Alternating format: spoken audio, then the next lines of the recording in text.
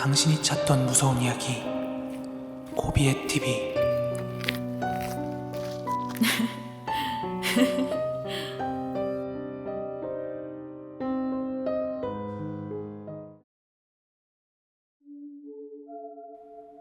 (2023년 5월 13일) 고비의 TV 공포라디오입니다.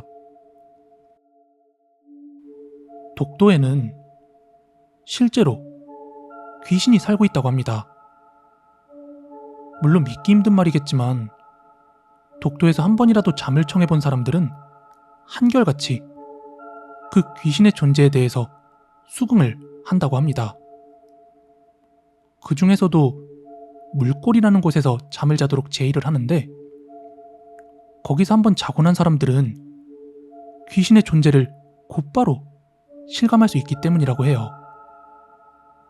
처음에는 귀신이 있다는 말을 믿지 않던 사람들도 자신들이 직접 체험해보고 나면 도무지 부인을 할 수 없다고 하죠.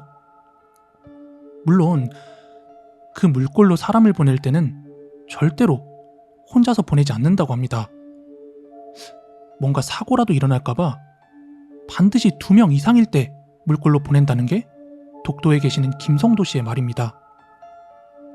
김성도 씨는 독도에 귀신이 있다는 말을 사람들이 쉽사리 믿지 못하니까 본인이 직접 녹음기까지 들고 가서 거기서 잠을 청하기도 했다고 해요. 독도의 물골에는 밤이 되면 귀신의 소리가 들린다고 해요. 그리고 실제로 20년쯤 전인가? 흔히 그 도깨비불로 불리는 혼불 있죠? 그것도 목격을 했는데, 그건 심지어 혼자서 본 게 아니라 사람 6명이 함께 보았다고 합니다. 그 당시 그분의 배가 파도에 밀려서 몽돌밭을 막 떠밀려 올라갔다고 하는데, 그날은 이미 날이 어두워졌기 때문에 일행들은 그 배를 그대로 두고 집으로 피신을 했다고 합니다. 그런데 동도 쪽에서 파란 불덩어리가 배 쪽으로 스멀스멀 내려가고 있었고, 울릉도에서 한일여관을 운영하고 있는 김성구 씨가 그 장면을 목격하게 된 거예요. 그 불덩어리는 배 위에 자리 잡고 있었는데, 그때 마침 창밖을 내다보던 그 김성구 씨가 입을 열었다고 합니다. 형님, 혹시 배에다 불을 켜놓고 내렸습니까? 아니, 왜 그러는데? 지금 배에 파란불이 켜져 있는데요? 에이, 불을 켜놨을 리가 없지. 그래서 김성도 씨가 직접 가서 보니까 배에는 거의 지름이 1m가량의 파란 불덩어리가 있었다고 합니다. 근데 이 불덩어리가 가시광선을 내놓는 것이 아니라 마치 반딧불이처럼 은은한 불빛을 내뿜고 있었다고 합니다. 그리고 때마침 그때 해녀들도 이 광경을 다 같이 목격했는데, 그걸 보고서는 그날 밤 무서워서 화장실도 가지 못했다고 하는군요. 그러자 김성도 씨는 울릉도에서 전해져 내려온다는 귀신 쫓는 비방을 사용하기로 해봅니다. 바가지에다가 밥과 반찬들을 잔뜩 담아서 혼불 있는 쪽으로 향해 쏟으면서 "이거나 먹고 얼른 사라져라" 하고 고함을 질렀죠. 그리고 그와 함께 식칼을 집어던졌습니다.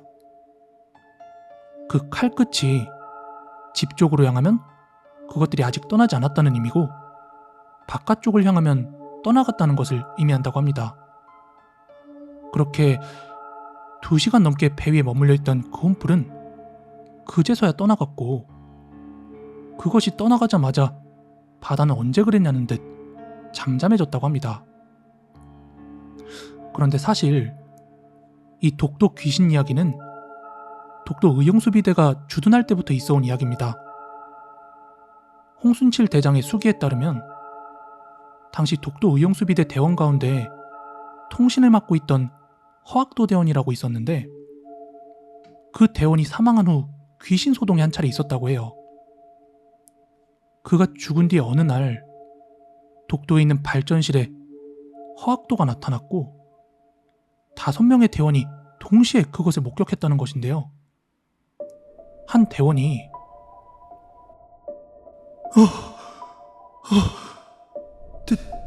대장님, 죽은 허학도가 나타났습니다. 허학도가 발전실 입구에서 머리에 피를 흘리면서 자기 옷을 내놓으라고 합니다.